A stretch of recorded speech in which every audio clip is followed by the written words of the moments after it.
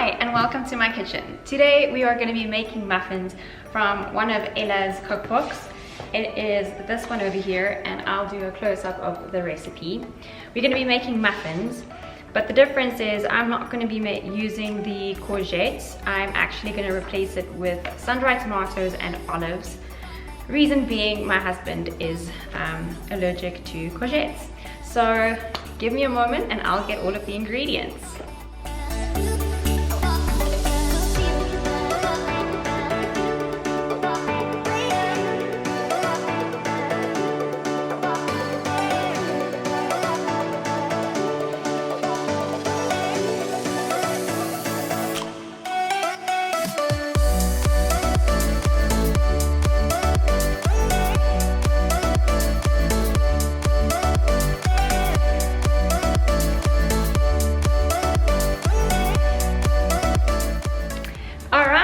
We've got all of the ingredients. So it's quite simple, this recipe. It's basically you just combine all of the wet ingredients, you combine all of the dry ingredients, and finally once you've mixed both of them separately, you're going to put them into one bowl and then divide the mixture into 12 little muffin holes, and then you're going to pop them in the oven. So I am actually going, what a noise. I am actually going to start with the, let's think, wet ingredients. Okay, so the wet ingredients include oil, milk, apple cider vinegar, and then my veggies as well, which is going to be the basil leaves, the pepper.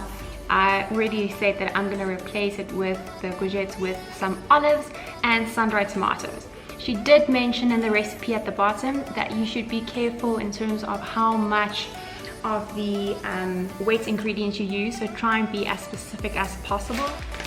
So I'm starting off by chopping my pepper. It's not exactly the same pepper, but I did Google and it is pretty much close to what we know in South Africa as a sweet pepper. So first, before I'm going to start cutting it, I'm going to give it a good rinse. So the weight of the pepper is currently 147 grams and she's only asking for 9.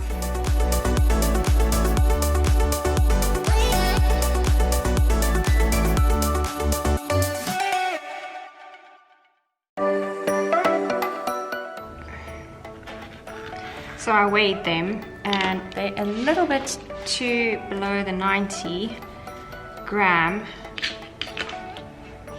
as per recipe. Oh, look at that. On the dot, 90. Very chuffed.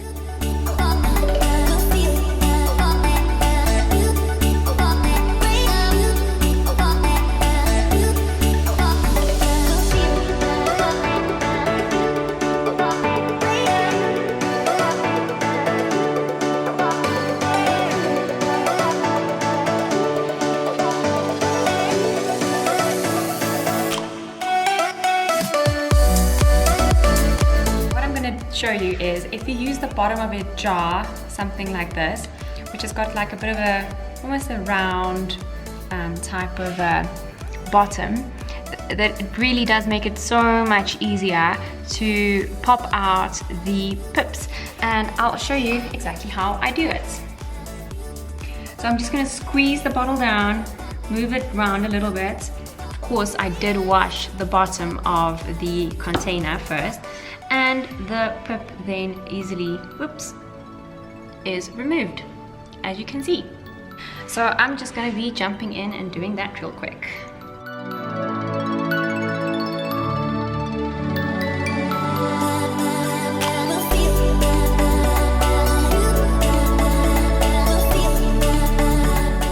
I'm just going to go and continue by slicing them up. I'm not going to slice them too small due to the reason that I like olives to be a bit more chunky.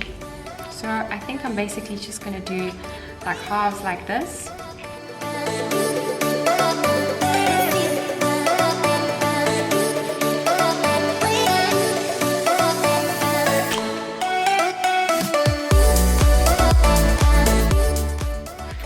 Okay, so I am just going to put the sun-dried tomatoes together with the olives and the peppers. into the same bowl. And I'll just insert the wet ingredients straight into the same bowl. Again, less dishes.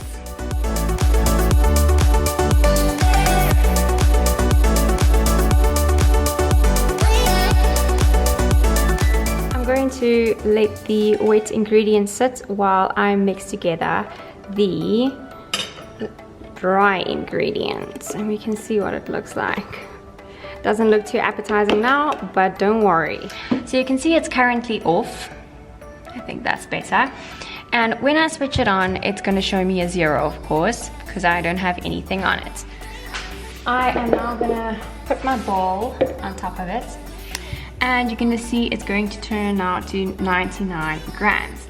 But if I press 0, it's actually going to show me a 0 again. So it's going to make it easier to use the same bowl with all of the ingredients, but constantly putting it back to 0 so I can measure each ingredient individually.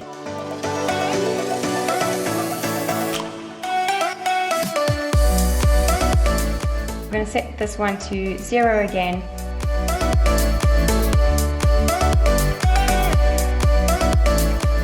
So with baking powder, we want to make sure that we use the exact right amount.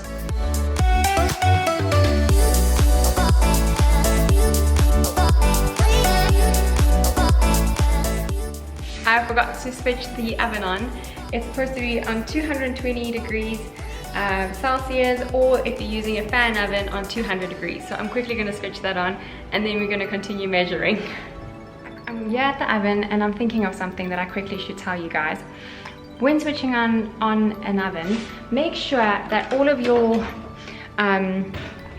racks are on exactly the height that you need them, so that when it's hot you don't have to then quickly go around and switch it up. So for this recipe we're going to be using one of the middle racks, as you can see over there.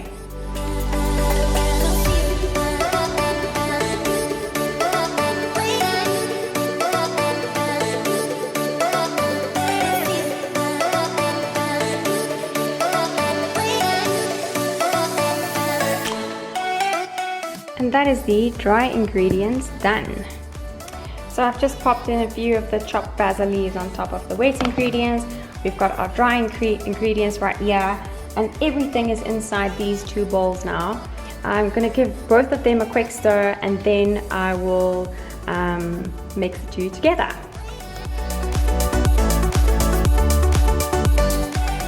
Before I start, I quickly want to show you. On all machines, you'll see it's got a difference. So this one is quite plain, and this one's got one of those little incisions right over there.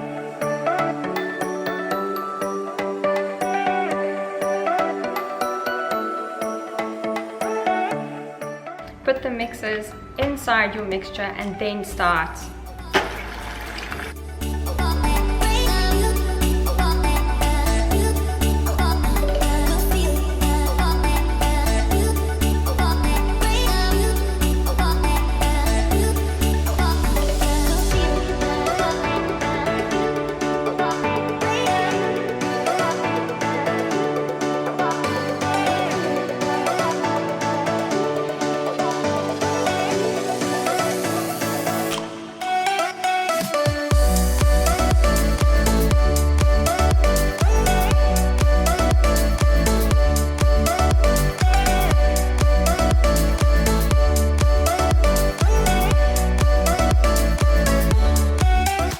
Inserted the muffins into the oven, and I have a timer on the oven, but to be careful, I will set another one on my phone. Hey Siri, set timer for 27 minutes.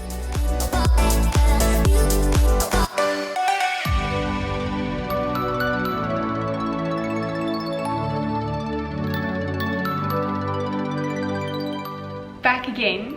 So the muffins rested and they've now cooled down. I'm gonna grab one, bring it over here, break it open and see what it looks like.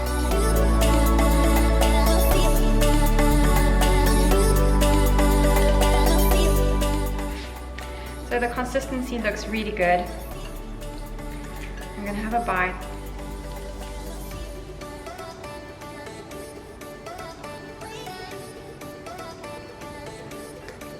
Yes, I like this one more than the one with the courgette, because I actually did make it before, or a couple of weeks ago, and I must say I think this time I followed the instructions more strictly, especially with regards to the pepper, and the consistency is much better. I think last time I threw in a bit too much. In my opinion, this is a really great muffin to make on a Sunday. It is so easy to have as breakfast during the week, put into lunch boxes, or just as a snack. I prefer keeping them in the fridge, maybe inside a Tupperware, and then taking them out maybe a couple of minutes before you want to eat them so that they can become room temperature. Otherwise, I suppose you can pop them into the microwave. Okay guys, thanks so much for watching. Take care, and until next time.